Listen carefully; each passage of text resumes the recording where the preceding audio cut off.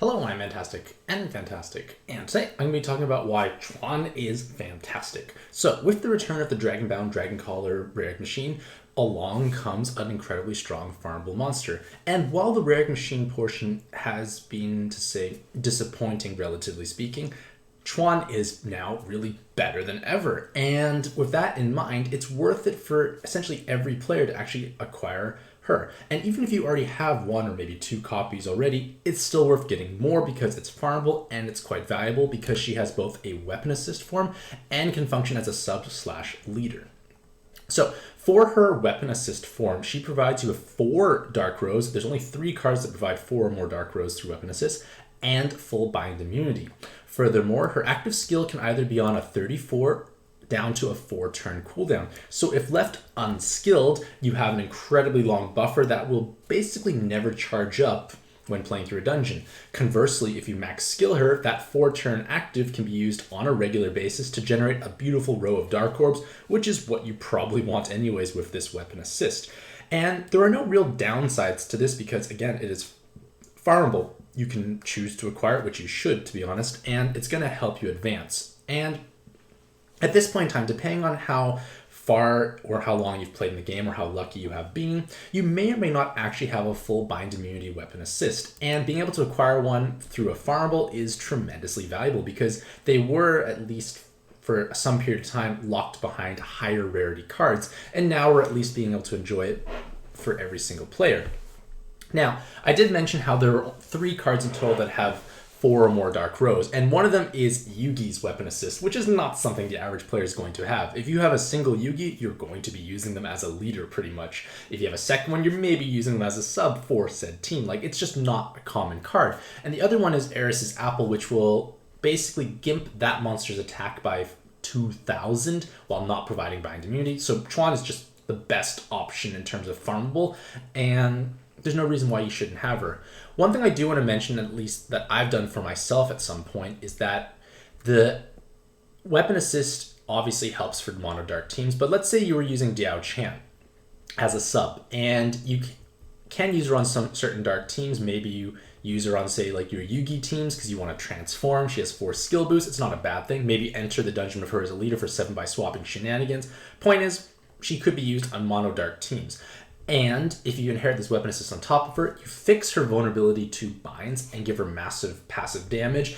And her 2-turn active plus the 4 turns from Tuan means a 6-turn active for rapid row generation. You can give yourself a little bit of time extend if necessary if you don't have it fully charged up. So it's just a great flexible weapon assist to have. But even if you don't use it for the full bind immunity, just using it for the passive damage is valuable. Like, I have Zuo inherited, at least for my Phenom Ina team at some point. He has 3 Dark Rose. I'll take this for 6. Well, 4, I mean. It's a little higher, it's a little more damage, all that matters.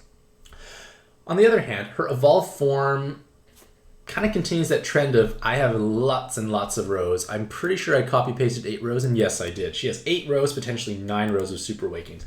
It's a stupendously high amount of passive damage through her, but you have to be aware that she doesn't provide anything else but rows. There's no skill boost, no skill bind resist, and when you do use her as a sub for your farming teams, just be aware that she is lacking basically any other awakening, but she kind of takes care of the damage aspect.